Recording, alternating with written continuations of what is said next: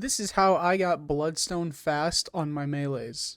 So Bloodstone is essentially the diamond camo in this game. Your normal challenges are pretty simple. Your 1000 kills, and then you have rare rarity, cryo freeze, and affected by your tactical. These are all very, very easy. But I will be showing you guys how I got this done very, very fast. So here is how I was able to grind out the kills portion of this as fast as possible. I'm going to be showing you guys the entire setup. So before we even load into the game, this is the loadout you're going to be wanting to run. So we have our knife here. If you have an abundance of power kegs, use power kegs. Decoys are also really nice as well. And then make sure you have toxic growth on. I will show you guys why in a second. And then for augments, since we're doing melee, personally, I like running. This is what I like running. You can do vampiric extraction, but I don't necessarily think that you really need this. And then if you had it unlocked, gain more essence from melee kills is probably going to be your best minor augment. So upon spawning in, we're going to want to obviously do our whole fun pack-a-punch setup.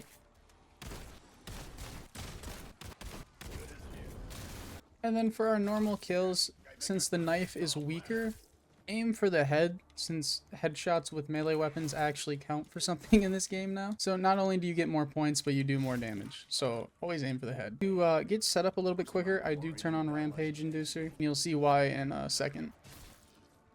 Because then we're going to open up this, grab that, put our toxic growth down, and activate the spore. Now what this does is these purple zombies, if you don't kill them, will attack the spore.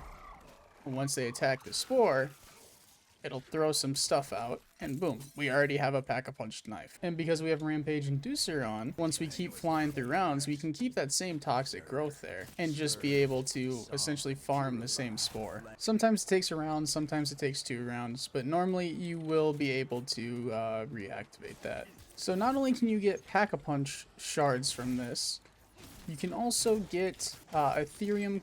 Well, that's the pack punch thing. You can get ether tools, sorry. You can get guns. You can get, like, legitimately anything. It's kind of crazy. Sometimes you might have to activate a different spore, which isn't the end of the world. I mean, even with Rampage Inducer, it's still pretty easy just to melee all of them.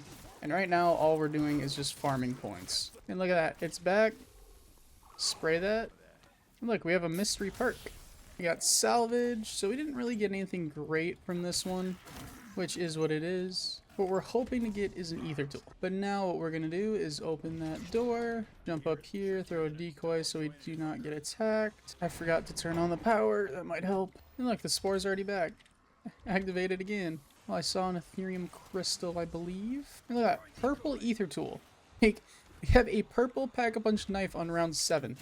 This is insanity. Then we're going to go up here and we are going to grab, I like to grab Melee Macchiato, Speed Cola, and Quick Revive as my first couple. And then I end up grabbing Jug. And look, we have our thing again, so we can just do another spore. I just realized my toxic growth is invisible for some reason. I've never seen it go invisible. That's weird. But now what we do is we come up here and we sit right in this corner. For whatever reason, they don't come from behind you except for Ravagers and the bear. So what we can do is just sit here and knife. So I wouldn't turn on Rampage Inducer for the police baton because that one is slower. So it's not gonna work out as well as the normal knife. And when we're back up here, we'll grab Jug. Getting the Vaulter's Aid kind of messed up the setup here, but that's fine because we just get more salvage. So for your knife challenge and your baton challenge, this is basically what I did.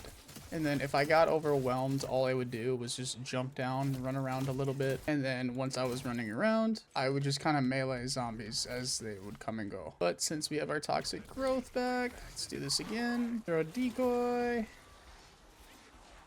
And we have a refined Ethereum crystal. So I think that's pack-a-punch tier 2. So we have a packed tier 2 weapon now. And if I was actually going for my knife camos, I would do that. And I would just sit up here and knife. See, if I get overwhelmed, it's just drop down. And because there's like no zombies, I can just kind of end round. But once you get higher and higher, I would recommend just running around. We're also going to grab Quick Revive. I mean, this is literally what I did for the 1000 kills. And then the Cryo Freeze one, which is for the flatline, I believe. I mean, all you do is just sit up here with the Cryo Freeze attachment. and just melee. And then for the killing enemies affected by your tactical, I found the decoy to be the best for that one, just because on how many zombies you can, you know, distract with one versus like a stun where you also can stun yourself. So decoys, in my opinion, work to the best. Another Ethereum crystal, which we don't need. So by round 15, I'd say you don't have to do them anymore because it's just going to give you pack, like tier 2 I think is the highest I've seen. So it might not be worth it to keep doing it. And if your knife gets weaker, literally just upgrade it. Whether that's... Oh, that's a lot of shit. So for what I was saying for the tactical, because this is one of the challenges you have to do, just get a big horde, throw a decoy, and just go ham. So that was probably about 20 kills right there. Just from one decoy. So it's really easy just to do decoys. And then the most annoying challenge, in my opinion, for the knife was get kills after you activate your field upgrade. There's no real easy way to do this, in my opinion. So for... I mean, literally, you're just going to have to activate your field upgrade and go ham. You can get about... The most I got from activating a single field upgrade in meleeing was about 5 or 6. So, I mean, you're going to have to do this a lot. This was by far the most annoying challenge. When you get a bear, he's fairly easy to deal with, especially with the knife. I mean, he's already gone. But yeah, for the field upgrade ones, I really don't have any tips. Besides, I would honestly... If you're not working on, like if you've completed every other challenge for your knife and that's the one you're still working on is the field upgrade one, I would honestly recommend using a different weapon so you can grind out your headshots that way and you're kind of killing 2 birds with 1 stone. I think it just works out better. And then you can charge your field upgrade a little bit quicker. So yeah, I don't really have too many tips for the field upgrade and I know I said that earlier, so sorry I'm repeating that. Alright, so this is, in my opinion, the easiest way to get the Bloodsport camo, which is you have to get 20 consecutive kills without being hit. Just go on to farm survival and activate the power, and all you're gonna do is you're not gonna destroy it and you're just gonna let the zombies start spawning in, and because it's such a low round they won't hit as fast. If I could actually hit my shots, that would be incredible.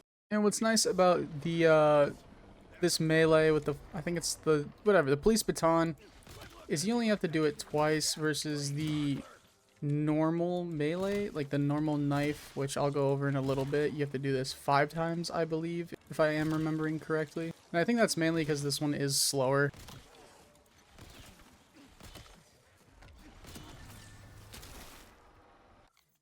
See, we're already done with 1. You can also use melee macchiato if you're really struggling with this step, just to swipe faster. But I don't think it's necessary to use. And look at that. Already have it done. That should allow you to get the diamond camo fairly easily. If you have any questions, leave them in the comments below and I'll do my best to answer them. I'm going to be hopefully making these videos for every single gun tier, so stay tuned for that. And I will see you guys in the next one. Peace.